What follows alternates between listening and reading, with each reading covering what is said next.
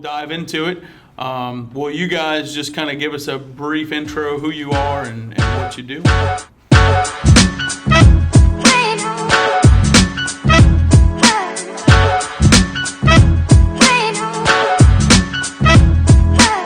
My name's Andrew Hunt.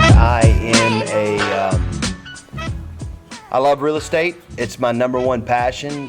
What got me into where I'm also in a mortgage company, and that's all because of real estate. Everything that I've done business-wise for the most part in my life is because of loving real estate. I think it's the best way for anybody to accumulate some wealth with hard assets, something that has an actual intrinsic value. So that's what I do. I'm also a developer, build rentals, build custom homes. We're developing neighborhoods and stuff. We're in the process, which there's a whole nother bunch of stuff that is involved since COVID where that's tough, but that's what I do. Anything real estate, that's what I do. And I'm always very knowledgeable, and that's because I've gone to a lot of meetings like this and talked to people like you all and learn things. And everybody can be taught something every day.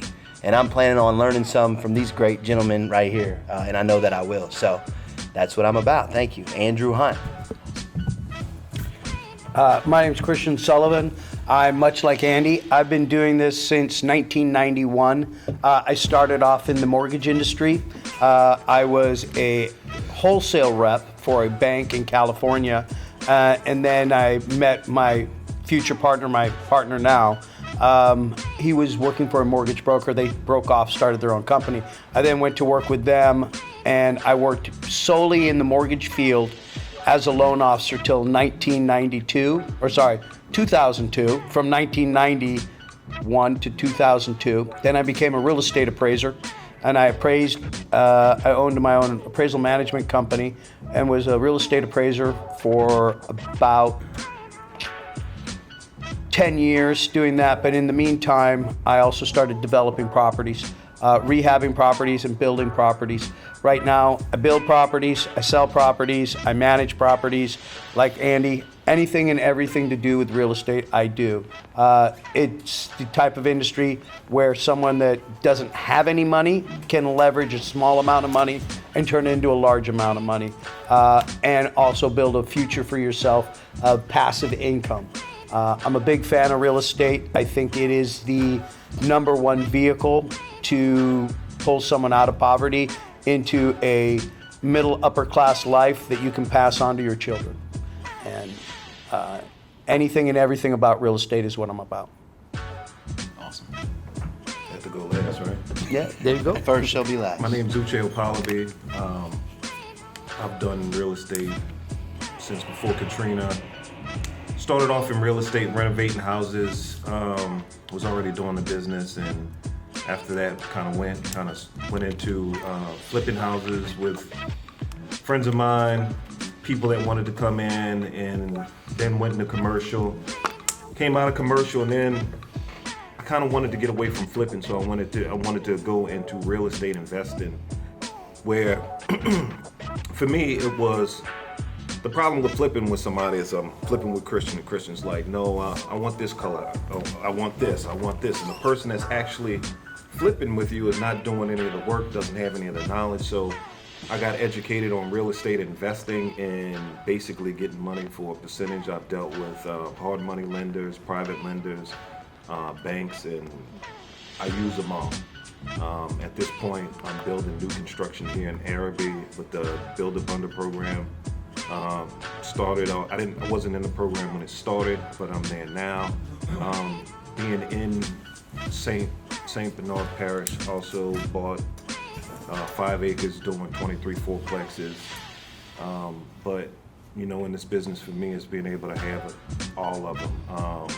That is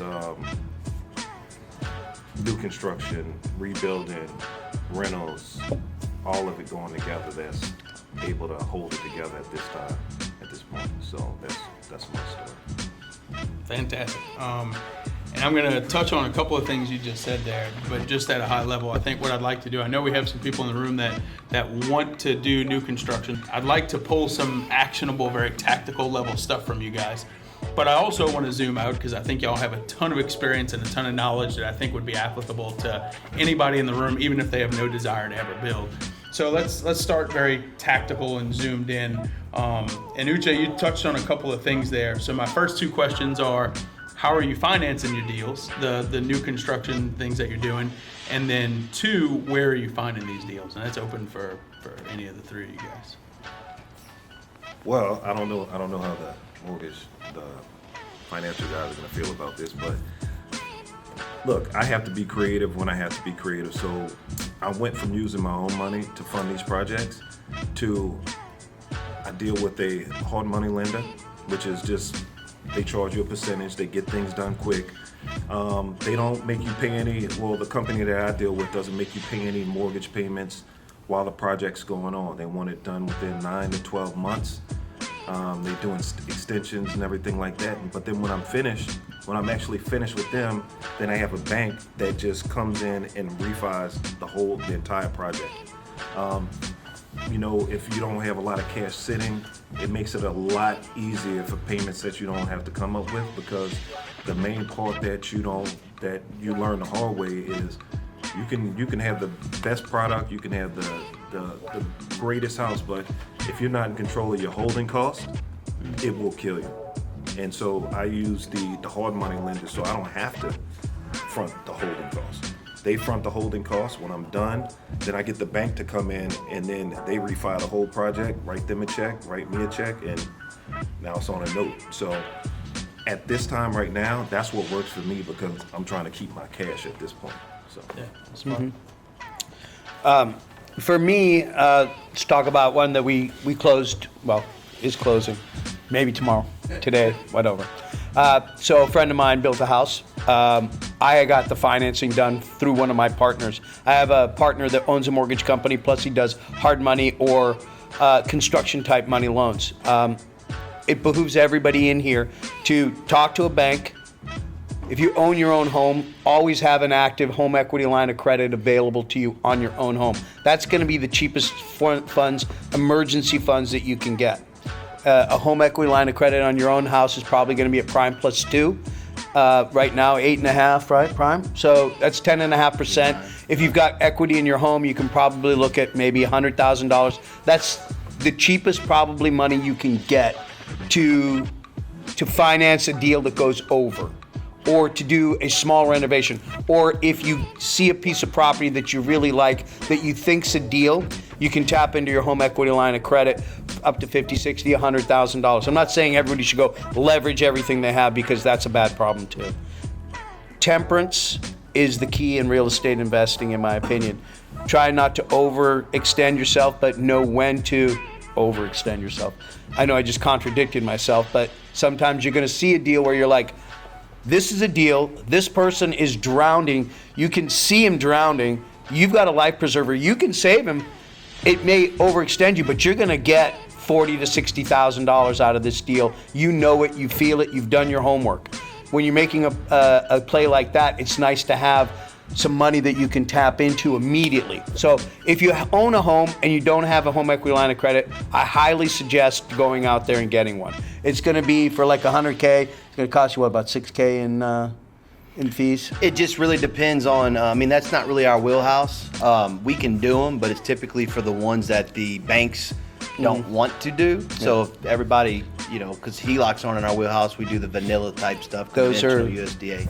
Yeah. But sometimes, like Whitney Bank, they'll go up to 90% LTV if you've been a depositor with them, and actually not charge you anything. They'll even pay for your title fees as long as you keep the HELOC open for a year. So a year or so. the problem is this: is don't get taken on a home equity line of credit.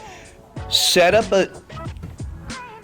Sydney said it, get your financing in order. This is how you start to get your financing in order, okay? If you own a home, make sure that you have good credit. Let's start there. Credit is key in this industry, right? So the better your credit is, the more you can leverage your credit, and the more you can buy assets that have value for you. So get yourself a home equity line of credit. Bank with somebody like Whitney, just to have an account with Whitney, Gulf Coast, any of the local banks, you know what I mean? The local banks are gonna give you cheaper money than Chase or Wells Fargo. Yeah, don't even- Or those guys are gonna, they're gonna take you for everything. The smaller banks, you deposit a couple $1,000, $5,000, $6,000 with them. Develop a relationship, open a home equity line of credit if you have it. That's where I would start if I was someone that wanted to invest, that didn't have a whole lot of money, that owned a home. It's a great asset to have. And then there's all kinds of, other lending options that we can go into. I don't really know. I can drop a lot of knowledge, but I want to make sure that it's something that is relevant for the audience that we're talking about. But there's all types of ways to get money. Now, as you grow as a real estate investor, entrepreneur, whatever, things just start opening up to you, The way that I do my stuff is I'm always Self-funded. basically self-funded, So let me tell you the number one way to look at life when it comes to money. All right, money is nothing but a stupid piece of paper from the Federal Reserve that we don't even own our own currency. It's a private corporation. Intrinsic value, it has 0. It's as much as the paper. However, you got the full faith of the government that backs it up. So my a lot of people say cash is king. I disagree. I say access to cash backed up with properties or some type of asset with intrinsic value is key. So I'll just tell you a little deal that I put together and how I do it. So COVID, while it was serious economic uncertainty for the mortgage business there for a short period of time, we didn't know what was happening. The rates went through the roof, or they just priced everything out to where investors just weren't wanting to buy any paper because of the economic uncertainty with the shutdowns and everything else. So we had a very small, we had some issues thinking that, oh man, we might have to, thank God I saved my money and we have access to where we can at least keep our staff in play and all that stuff. Well, of course, the total opposite happened to where rates went back down into the 2s and we made millions of dollars. So once you have cash like that, it don't have to be millions of dollars. Guys, let me tell you something. If we can do it and y'all put your mind together and this is really what you want to do, I'm here to tell you can do it. It's not rocket science. It's just perseverance and just doing what you love. If you love it, learn. You're already in the right places coming to find out information, and you can do it. It's not, you don't have to be a genius to do it. You definitely want to be smart about it, but y'all can do it. So what I did was we started taking cash and buying things because I try to divest myself of cash except for operating purposes as fast as I can. I want to put it into a hard asset ASAP. At the same time, I know the business to be able to get that cash back out. So I had a buddy, he wanted to sell an old nightclub, and I'm like, geez, I ain't trying to buy this thing, but y'all probably know the building. It's an old Spanish trail. It used to be mud bugs. Anyways, he said, look, I'll sell it to you for $650,000. I was like, man, that's a deal, because it appraised for about $1 million. I said, sure, I'll buy it. So I did some 1031 exchanges because I was building some houses on different areas. My dad and I had the foresight of buying a bunch of lots after Katrina, after we flipped a bunch of houses that had shells. He knew the next thing was the new construction type thing. So he started buying these lots for $5,000 or whatever. So we had already held them for over a year, which made us to have long-term capital gains, which when you're in a higher tax bracket, that's beautiful. So we built some properties, sold them, then I 1031'd them right into this building that really wasn't even up to par as far as functionality, but it was on 2 acres. You could see the interstate. It made sense. Explain 1031. Oh, Does everyone know what a 1031 is? Okay. We need to explain what a 1031 is. Okay. When it comes to tax code, which is I went to school for accounting. Not that I'm a bean counter, but it made the most sense because I jumped around so many times. I get 120 credit hours. I could be a CPA, even though I never did that. But I focused on real estate law when it comes to taxes. A 1031 exchange basically is how rich people don't ever pay taxes. You know what I'm saying? A lot of people are rich because they're in debt, smart debt, okay? So, and I'm not saying that I'm rich or nothing, but I look to those people, and that's how I want to mimic is what they're doing. You can sell a property not your personal residence. That's a whole nother code, which is beautiful as well. If you're a builder, you live in it for 2 years, you sell it, you don't pay no taxes up to a crazy amount of money. 250 unless you're married, it's $500,000. So, but on a 1031 exchange, I sold the properties that I was building. I had a lot that I probably paid $5,000. My dad and I, we built a $300-something thousand house, probably made $100,000 plus on that house. Had another one right down the street, probably made it $80,000. Okay, and then also I was selling lots because we were buying a neighborhood that we're trying to open up here in Miro. So once that's done, if you get a fiduciary, which is a lawyer, that will actually, the funds, once you close, cannot go into your hands. It goes to a fiduciary. I might not be saying that right. An intermediary. And it goes to them, and then you have so many days to go and find another property. You go find the other property, bam, no taxes, it's deferred. That's how Trump, all of these people do it to where they don't pay no taxes on it. Now, what happens? I just paid $600 I don't remember what it was, $600-something thousand cash for this property. So what do I need if I want to keep going? I mean, we have other methods, but still, you don't want to have your money trapped. So then I go to the bank and say, hey, I want a credit line on this bad boy.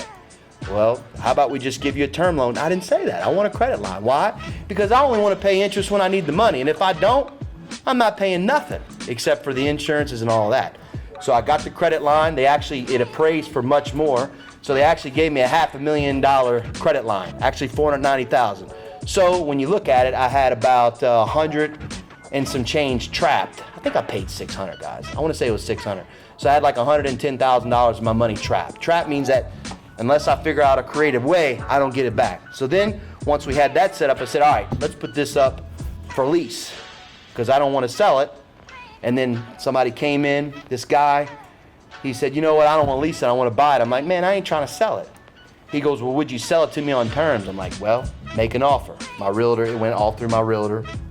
He made me an offer. He said, I'm going to give you $800,000 and I'm going to give you 20% down. I said, man, that ain't going to work. Why? I said, because I need $1 million. Well, he gave it to me, all right? And then before that, I said, listen, I need to see all of your paperwork because I'm a mortgage banker. Before I get into bed with anybody on a long-term note, I want to make sure that, this is something that can be a going concern and I can make sure that I'm getting paid like I want. Let's just say I stopped at his first bank statement. He sends me a bank statement. It had over $1 million cash. I'm like, yeah, bro, you good. So now I got a triple net. It's not really a triple net lease, but it's a bond for deed. It's in my name. I make him carry a GL policy, $2 million, which is overkill, but that's just what I do. I made it in the contract where, hey, not only do you have to do this, you need to go and you have to put a new roof and also HVAC equipment, brand new for the building. He wanted to open some upscale, not nightclub, but bar and grill. I really don't know, and at the point I didn't care because I knew he'd pay. So that's the $6,000 a month cash flow that we're getting. Then I got Gulf Coast, which was the bank on the credit line, to subordinate the bond for deed, which means they had the first position to my bond for deed, and I had the second. So what did I just do? I created $6,000 a month out of nothing. This don't make me special. I'm just telling you, you can do these things. $6,000 a month out of nothing, but at the same time, still had access to $500,000, and the guy gave me $200,000.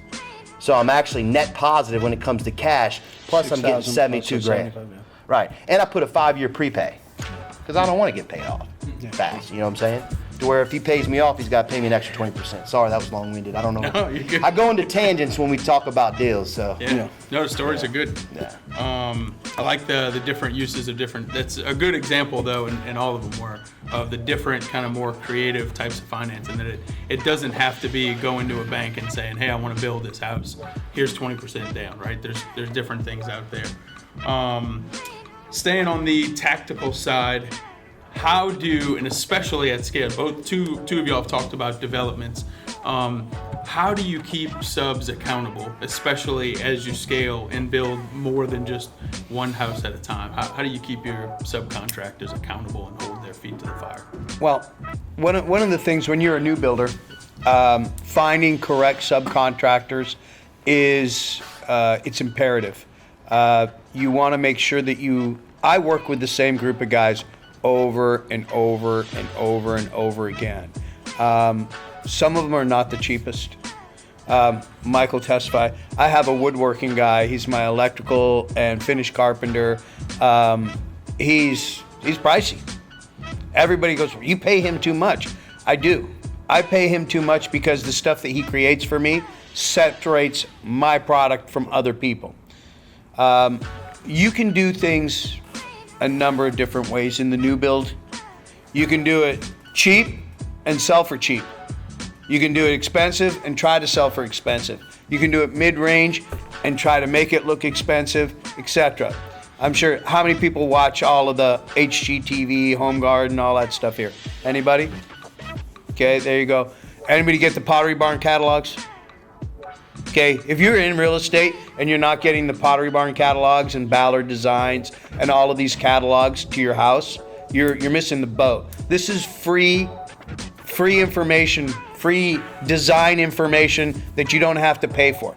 You look at this stuff and you're like, I could do that. I could do it with paint and some wood and it looks fantastic and it's gonna up my game to this next level. This color is what everybody's going with now. This color is what everybody wants. Shiplap is over. What's the next thing? Brass. So when you're a builder or you're a new construction, you need to be getting these catalogs in the mail. They're free. So on a Saturday night when you're sitting there, peruse them. You're not buying from Restoration Hardware. I'm not. Well, unfortunately I have to sometimes because of my wife, but you look through this stuff and it's fantastic. The stuff that you can get, the ideas that you can get out of these catalogs they're game changers, right? Like, oh shit, you see my house, okay? I have upstairs, I have some molding and it's half painted one color and half painted another color.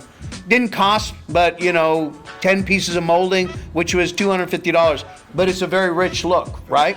So there's different things that you can do to any build, whether it's new construction or rehab, that can change what it looks like and set you apart and make 10 buyers want your house instead of one buyer by perusing these magazines. I'm not saying watching HGTV because I hate that stuff now because it's fake.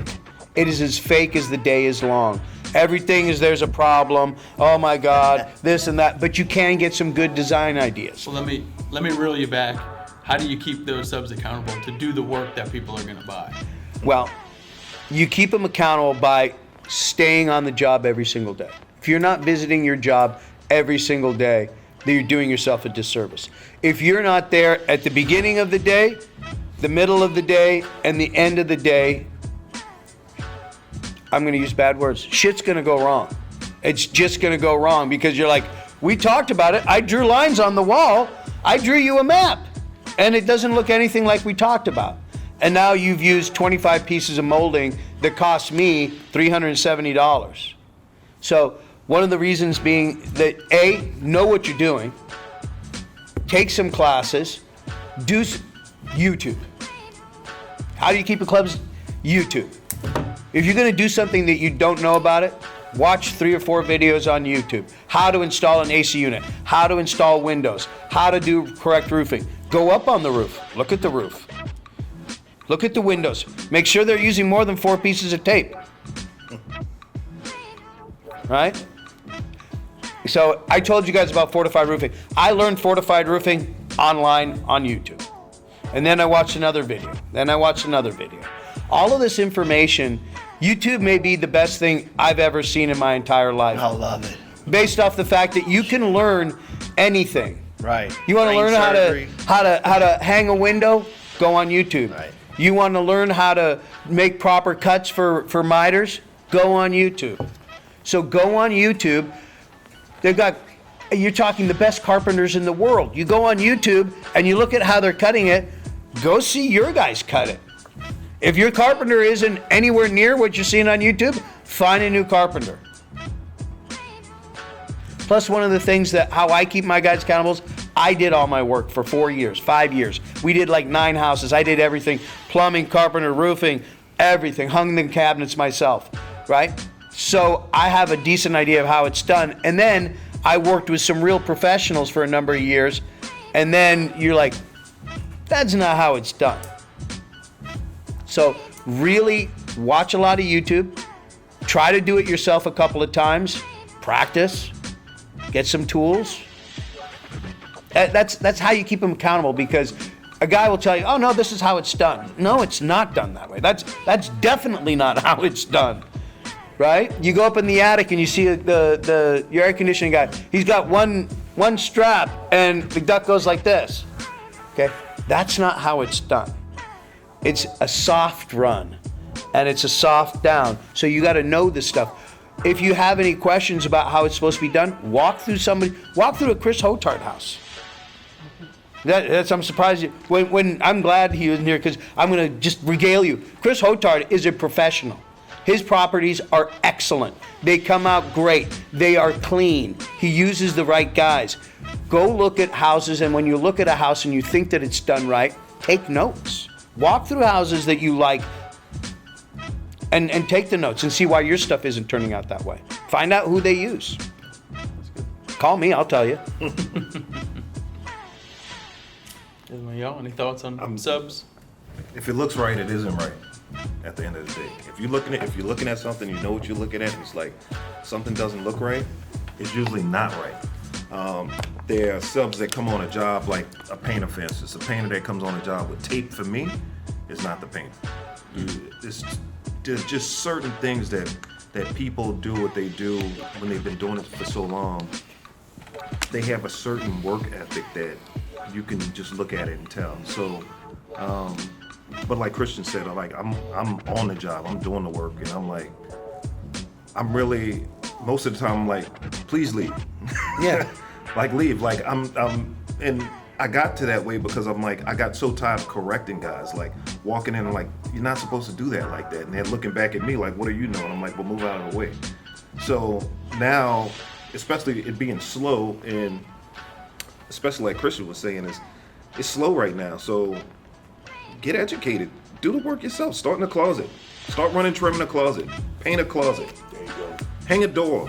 Like, start in a small place and work your way out. If you can't swim in 3 feet of water, you can't swim in 900 feet of water. And it's the reverse on the other side.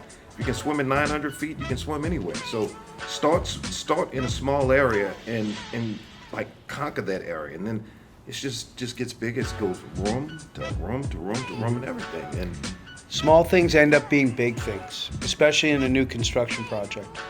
My guy drives me insane.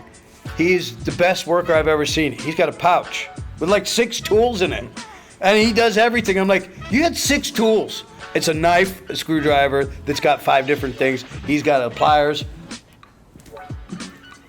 And it's like he never needs any other tools than those. But when you see somebody and they're like, oh, you can caulk that. If someone ever says you can caulk that, fire him immediately. Pay him for the day and get him out of your house. I'll get him pick up trash. Well, that's good. One perceived downside, I think, that maybe prevents people from getting into new construction specifically is the heavy regulation. So how do you navigate zoning, code, permits, all of that stuff? How have you navigated that over time? So there's basically 3 types of zoning, right? In my opinion, this is what I deal with. I deal with R1, R2. I leave commercial alone.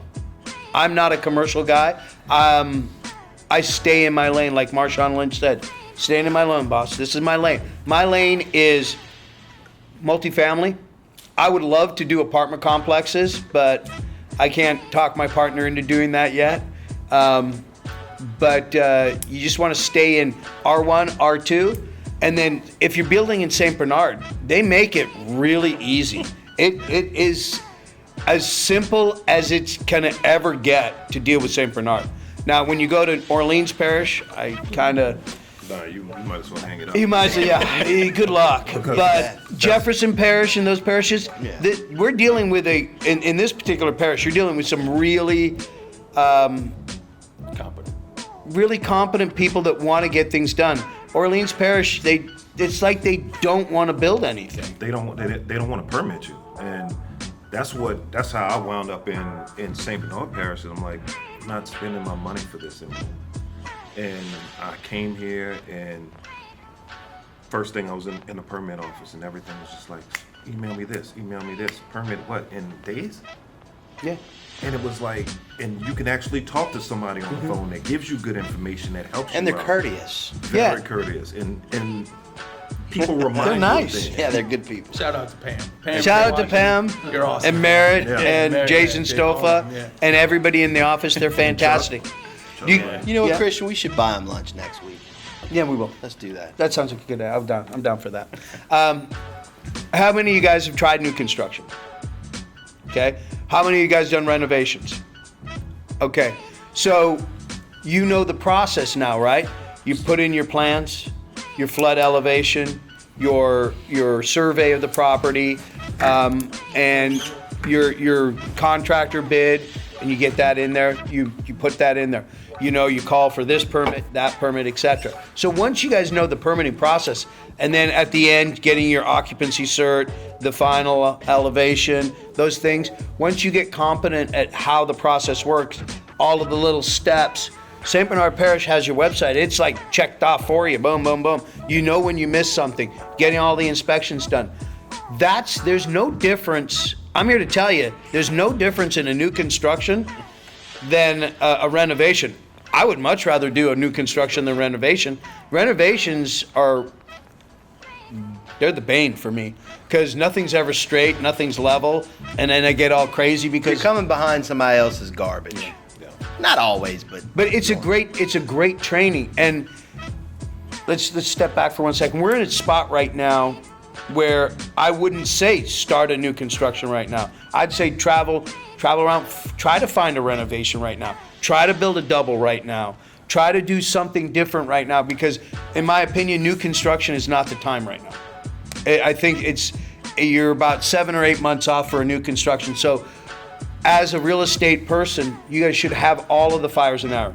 Doubles, maybe do some bond for deeding, maybe find some lots that are for sale, do some creative stuff, do everything. Get educated, do everything, because the long and the short of real estate is, whether it's a good market or a bad market, there's money to be made. You just got to figure out the angle of what the money is to be made at right now. And right now, we're getting ready for, in my opinion, I'm going to let the cat out of the bag, a lot of foreclosures coming up. I think so. I know other people disagree, but I think there's a lot of foreclosure and a lot of opportunity coming up. That's a perfect segue, so we can zoom out a little bit. On one hand, I think we have across the nation, right, a shortage of housing. Depending on what statistic you look at, it's between 1 and 5 million across the United States of housing units that we're short, right? And honestly, new construction is probably the only legitimate way that we're going to solve that, right? Or a big part of it at least. On the other hand, it's certainly not an easy market here locally to do what you do and build, right? And just a couple of key statistics for new construction in St. Bernard Parish. While prices haven't necessarily dropped, we're at 8.7 months of inventory. Average days on market is around 140 days. So to your point, and you kind of already gave me a lean in there, but what do you see for the future, the near term and the long term in terms of, and it could be new construction or in general, what do you guys see coming? Okay, I'll finish up at the end. You guys go. as far as new construction, you're saying? Either way. Either way, I see doomsday coming. And I'm not smiling because that's something I'm excited about. I think it's bad, but guys, here's the deal. There's cycles in everything, all right? As long as you know when to pick up, I mean, there's more millionaires created in a bad situation, which is unfortunate for some, but there's more millionaires created than ever before. Like the Great Depression, tons of millionaires created, tons, because there's opportunities. And unfortunately, whether you're buying stocks, you're selling stocks, whether you're building homes, whatever you're doing, there's always a winner and a loser. Somebody, like with the stock market, you know, if someone's shorting it and they're making money, the one that went long, he's the loser on that one, and vice versa. And it happens, and we're on both sides of the ticket depending on what you're investing in. But I think that our country is about to be just looking at the 10-year treasury and everything else. I mean, the Fed's already came out and said that they're not planning on raising rates at the end of the year, but you know what? They don't have to. Because when it comes to 30-year fixed mortgages, everything for the most part, the number one indicative thing that really controls a 30-year fixed mortgage is the treasury bond, a 10-year treasury bond. That's going up by itself. People are going to safety. So those rates are going to keep on rising. But we're going to have a debt crisis in America sooner than probably later. I hope I'm wrong. It's sooner. But it's coming. I mean, we've kicked the can down for so long. The Federal Reserve has no tools in their tool belt whatsoever. Like, you know how your boy had 6? They got -6 tools. Okay? They can't do. They're pretty much have been kicking this can down the road for so long that there's going to be some issues. So if you have some cash and stuff like that, you should have some cash, all right? But at the same time, make sure you have something with some type of intrinsic value that you can convert to cash equivalent soon. I'm not saying bet the ranch, I'm just saying be smart about it. But as far as new construction is concerned, I still think that in any type of situation, there can be some opportunity. You know what I'm saying? Maybe new construction isn't going to be what it is. I'm building. We're building. Getting ready to build I myself. don't know. I think I got 5 doubles going on. Is it 5? 6? You I got don't know. 5. I got 5, and then I'm building one for a friend, and I'm about to build actually about 8 because I'm building some for some of our loan officers. We just like we're talking to you all. I'm all in their ears too because I'm the kind of guy that I don't look at a piece of pie and say, hey. This pie is only so big. I look at it and say, you know what, that pie can be as big as it needs to be, and I think everybody can get a piece. And I've been taught by mentors that I'm very thankful for, from my father, from other people that have taught me, and then just from learning online, that I have no problems passing it forward because I think that's that's why we're here, you know. But I think that we're gonna have some issues coming up, but I'm still building. Not stopping. Everything's more expensive, but we're still trucking along. The affordable houses is where it's going to be. Araby, when you're looking at the $500,000 houses and stuff like that, you know, unfortunately that time is, I'm not saying it's not there anymore, but that's not where I would put my money. No. You know, you'd buy like a cheap lot or something like that and make it affordable as much as possible. Not garbage, but affordable. You know, maybe vinyl siding instead of brick. Maybe instead of hardy board, you're doing vinyl siding. You know, you're doing 9-foot ceilings, not 10. Maybe you are building it on piers, even though I don't like that. But, you know, I'm a slab guy if I can. Even when it's a resilient area, I still do a slab because I'm crazy. But So let me ask you guys this question. How is your knowledge on finance and the Fed, interest rates, etc.? Do you guys follow that? Okay. Maybe one of those. So I didn't graduate from high school, but I was lucky to get into the mortgage industry when I was very young. When I got into the mortgage industry when I was very young, I learned a whole bunch of crazy shit that I never thought I would learn. I watched everybody's credit. I saw doctors that were credit poor, that had the worst credit in the world, but made a buttload of money. I saw mailmen that had 27 properties that collected them because they walked around on their route and they had a lucky break somewhere, and then they just started piling up properties. The deal is this: pay attention to interest rates. Pay attention to the Fed.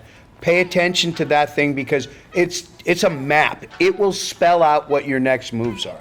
Right now, your moves are this, in my opinion. This is just my opinion. I've seen this stuff go up and down, and I predicted 2006, just so you know. I have people that will back that and verify that. did you short those junk bonds? I sold everything I had. The movie's about No, the big. I sold every piece of property I had. So the deal is this. Like he said, I see doom and gloom coming. I'm happy for the doom and gloom. I'm not happy for all the people it's going to hurt, but I'm happy for all of the people that it can help. So what you're seeing coming up next year is how's the economy right now? It's bad, right? We got another year. Okay, let's say somebody else wins the election next November and that person does well. Anything that they do isn't going to happen for another year. So the cycles are these. It gets good. People buy a house, they buy a couch, they buy a car, they buy a TV, they buy their kids some new clothes because they're in a new house. We're gonna have a barbecue party this year. We start spending like we're drunken sailors. And now we have $70,000 in credit card debt. Well, we wanna do a home equity line of credit, but I can't do a home equity line. I can't refinance my house because I'm at 2.5%. I'm at 2.5%, so my home equity line of credit's gonna be at 10%. So now my monthly payment's gonna be this. Oh my God, I'm barely hanging on. Now, where I get my information is this, is I manage a lot of properties as well. I judge it by how many people were late last month in rent. When people start becoming later and later and later and later and later and later and later on the month as far as their rent goes, that tells me how the economy really is doing. I don't need to turn on the news. I know when it's the 15th of the month and I still got 4 people outstanding for rent. Shit's bad. Next month will be 6 people. I've got 2 people that are moving out because they can't afford their rent anymore. Where are they gonna go? I've got no freaking clue because it's the cheapest rent they can find. But my point being is this, it's getting bad and it's gonna continue to stay bad. So you have to plan this way. What is the next route? Like he said, affordable housing, multifamily units, land that you can buy multifamily units and build multifamily units. I would start thinking multifamily is what I would start thinking. I would start thinking any bond for deeds that you can get, anything that you can find on a foreclosure or on an auction. So maybe you're going to the Orleans Parish or the St. Bernard auction and start hunting those dogs. That's what you start thinking about, because when bad times happen, good opportunities. There's a lot of good opportunities in bad times, because and when everything's rolling, everybody's making money. I want 500, 700, 600, 900, When things get bad, people still need a place to live. That's where you get the $240,000 doubles, $280,000 doubles. If you can build them at an effective cost, you can sell those properties. Those properties will go quick because you're looking at $1,400 or $1,300 in rent, and then your mortgage is $2,400, principal, interest, tax, and insurance. That makes your net mortgage $1,000. You're gonna get a lot of buyers for that? That's a question. You can raise your hand if you think yes. So right now, you're not gonna get a lot of buyers for a $4,000 a month mortgage, but you will get a lot of buyers for $2,300 or $2,400 a month mortgage where they're getting it offset by $1,300. Think like this is the best way, because I was poor. I've been poor my whole life. I've never stopped thinking like I was poor. Think like you're poor. What would you do to try to get a house? That's what you do in bad times. What would you do to house you and your family? Usually that's the right option to build. Either build or try to acquire. What do you think, Uche? I'm gonna double down on what Christian said. I knew this 4 years ago. That's why I bought 5 acres, because I knew everything was going in a multifamily. Still did my stuff in the Arabic. Hadn't sold, isn't selling, but my main focus is transitioning over to the multifamily fourplexes, because that's where it's going to be. That's where, when Christian says where these people are going to go, that's where they're going to go. They're going to need to rent someplace and get on their feet and be able to do something until they can pull themselves up and start all over again. So for me, I always knew that that's which way it was going to go, and just been, I'm sure as you know, been going through red tape and everything and just been patient, but it worked out because it's perfect. It's perfect timing. Yeah, it's perfect timing. I mean, I don't know, most of you may know, but it's like right now, it's like if I would have started this project 2 years ago, I got killed on the lumber prices, but look what happened. Everything is cheap. A lot of the subs have gone out of business. They just can't keep up. So like you said, the opportunity now is great. The circumstances that it happens to everybody is not great. Is it great that my electrician has been taxing me the last 10 years? No. The fact of the matter that I can say, look, I need a better price now is great. That's great for me. But he's been in a position where he's been making money. But now there's not. You have to be, for them and subcontractors, they have to be very creative to stay in business, because they're so used to making that money. I'm excited about that. Yeah. I'm sick of the subcontractors being the king. It's about time the contractors be the king again. Shit. Yeah, I want to be you. I'm like, I want to be you. Yeah, I got 4 houses. I don't care. I got more work than I know that's with the subs. Now, Yeah. we the daddies again. We are. And my granny guy, he called me, texted me this morning. Good morning. I'm like, what? Who is this? Yeah. I'm like, good morning. You know, it's like, good morning. Hey, boss, you got any paint work? No, I it do was not. like, good morning. I'm like, good morning. No, about 10 minutes, I'm like, you okay? You have any granite work? I said, as a matter of fact, I do. And he's like, well, can I come look at it? I said, the guy that beat you out on the prices 2 months ago is already doing it. And it's like, that's where it's going. It's like, these guys are now coming into it, and it's like, that's the other side of the business is you have you had 10 granite guys a year ago. That 10 is now 3. Yeah. And it's the same way everywhere in the business. And it's like look, I don't even think it's taking advantage of somebody for them to give you a responsible price. I think they have been getting so much money for so long and so used to the money they've been getting, they don't your know how to turn to come grind. back down to where they need to be in the first It's your place. turn to grind. Good. We're getting close on time. I got 1 or 2 questions I'm gonna try and squeeze in because I want to make sure we have time for in case anybody in the audience has questions, and then a little bit of networking. But so we'll go college game day style, rapid fire. Take your pick on the team here, right? Just kind of short answers. But what is one lesson had you learned sooner would have made a significant impact in your business or life? Don't let your wife choose the fixtures on your builds. She has a tendency to choose the really pretty ones. How much was that? $500. If you need a place to sleep tonight, Christian, let me know. I'd say trust your decisions. Trust your decisions. Be confident in what you're confident in. And that meaning, if you've gotten the education on what you're in, it's like anything that you're in. If you're gonna build chairs, be educated on building chairs. Don't just go out there and say I'm gonna be a chair builder, but be educated and then be confident and then know what you're doing and then take that and put that into your product. That's what I would say. That's good. And again, I'm going to make one quick. Don't take a small loss or even a slightly large loss to heart. I've lost on 12 homes, 5, 10,000, 20,000. Stay relevant. It's irrelevant. It's part and parcel of the game. Over 25 years of building houses, I've made a lot of money on houses, and I've lost some money on houses here and there.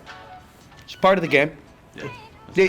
So right now, it's definitely part of the game. If you're a new construction builder right now and you didn't lose on any construction, count yourself lucky. I've sold 3 houses in the last 4 months that everybody lost 12,000.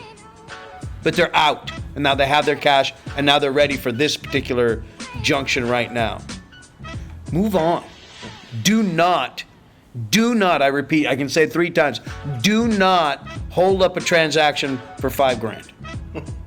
That is a very small way of thinking. Cut your losses, move on. What Christian said, Yeah. like, and do not lose on $5,000, but at the same time, do not destroy your reputation over $5,000.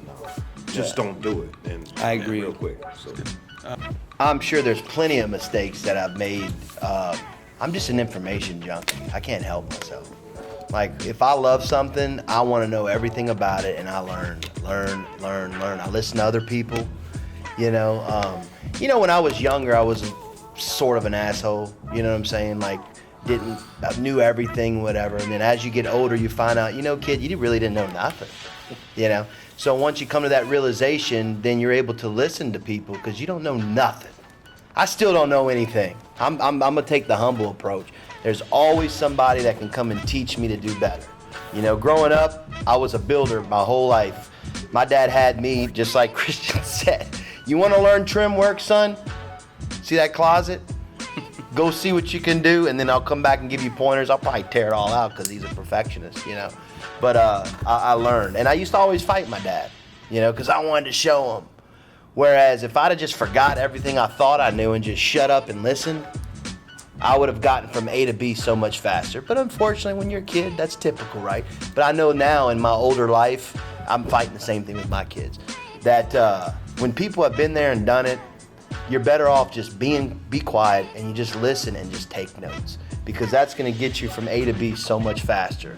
And it gives them the respect as well, because, hey, they've already been there and done that. I have older people, not just my dad, that advise me, and I'm just saying, hey, listen, I love you. And they asked me why. I said, because you've already gotten those 2x4s across the head. Like, if I can listen to you, I can maybe not have bruises all up on my head from getting beat up from neighborhood development and stuff like that. So I think when I was younger, I wish I would have just, everything's easy when you're young. Man, I'm gonna do this, I'm gonna do that, piss and vinegar, just full of ready to roll, And then you find out that, hey, you know what, I messed a few steps. So, but I don't know, that sounds like a typical young man that's just ready to roll. But in my older age, hey, I wanna know and I wanna listen, and listening in a lot of cases is more valuable than talking. It really is. And That's good. I want to say that's the reason I was so eager to join this group, is because you know what they say. It's not something that I'm saying. If you're the smartest person in the room, you're in the wrong room. Yeah. And I wanted to be in a room of smart people that did different things. And yeah, I may be smart in what I'm doing, but I want to be smart in what you're doing and what you're doing and what you're doing. And you only get that access in groups like that to be able to do this. So that was the most exciting thing about being in the room, is just learning so much, just from the people around you. And that's just really where it's at. It's the learning. I said that because I think that's been the main thing. The main topic is the learning.